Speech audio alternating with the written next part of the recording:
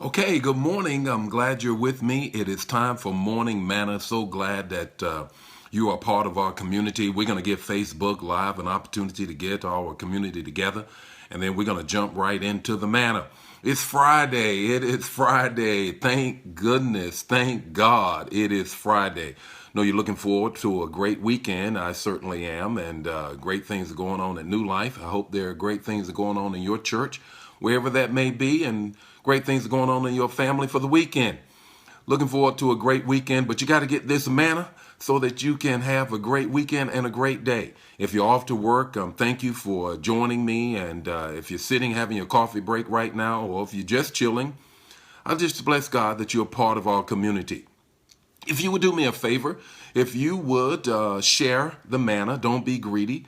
And if you get the alert, share how you get the alert with others. You can send those hearts, you can send those likes, and you can have those comments. I love sharing and responding back to you. Let's get right into the manna. It's always the text, the talk, and the takeaway. And the text this morning is Exodus 16 and 15. Exodus 16 and 15. And it says, when the Israelites saw it, they said to each other, what is it? When the Israelites saw it, they said to each other, what is it? For they did not know what it was. Okay, here's the context of the text. Here they are. They're in the wilderness. They've been begging for something to eat. They've been mumbling and grumbling to Moses ever since they left. And finally, Moses prays and God responds. The it that they do not recognize is the manna. They don't recognize the manna. So this morning, we're going to talk about you better recognize, you better recognize the manna. What is the manna that they were provided? Let's talk about what God provided for them first. It was corendo or corrugated seed that was like honey wafers. It was like honey wafers, tasted like honey, and it was seed together. Now, what we find out from theologians and scholars and historians is that this was some condensed protein and carbs, just what they needed in the wilderness. Isn't that how God operates? He gives you just what you need, and you better recognize. What's the talk this morning? The talk is you are a miracle. You better recognize that you are a miracle. Do you realize that medical science is still trying to figure out everything there is about our bodies, everything there is about our minds and how we think and what we do and how our bodies can even repair itself? And so many times we are so caught up into some miraculous thing that we're looking at, you better recognize you are a miracle. The second thing is this: you better recognize your life is a miracle. Your life is a miracle. We're always looking over on somebody else's lawn, seeing how their grass is greener than we think it is.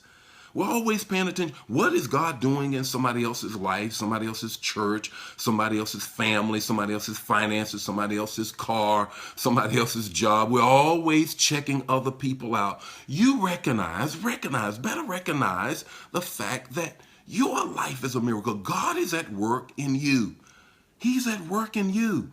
Stop looking at everybody else. You become the very best person you can be, and stop worrying about what he's doing in somebody else's life.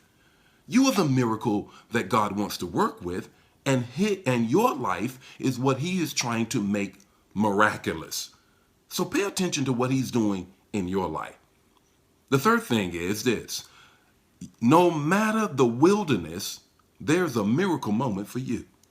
No matter the wilderness you find yourself in, you better recognize that God has a miracle moment for you. What do I mean by that? I mean this. Here are the children of Israel. And even though they are in the wilderness, the manna that they get daily, the quail that they get when they wanted meat, the water from the rock when they were thirsty, the clothes on their back, the shoes that never wore out, All the time they're in the wilderness. Check this out. This is not you, but check them out. While they're complaining, mumbling, and grumbling, here's the miracles that God keeps pulling and putting on their lives. How about that? Here is the miracle for the moment. They're getting a miracle for the moment, even though they're acting up and acting out. What a wonderful God we serve. What's your takeaway this morning? Your takeaway is throw your hands up in the air, put your hands in the holy zone, and thank the Lord for the miracles that he's working in your life. There's quail around you. There's water coming out of the rock around you. There's manna everywhere you look. God is doing a great thing in your life. And if you want him to do more, thank him for what he's already done. You better recognize the manna that's already operating in your life. I bless God for what he's doing in my life, and I thank God for what he's doing in your life.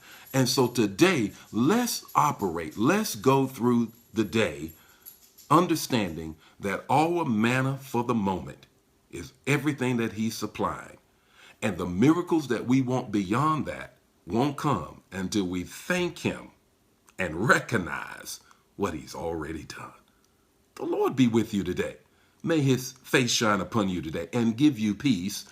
And remember, don't be greedy. Don't eat all the manna. Share the manna and share how you are notified if you know how that is done so others can do the same thing. Have a great weekend this weekend. And I'm going to see you on Monday as we recognize all of God's manna miracles for the moment.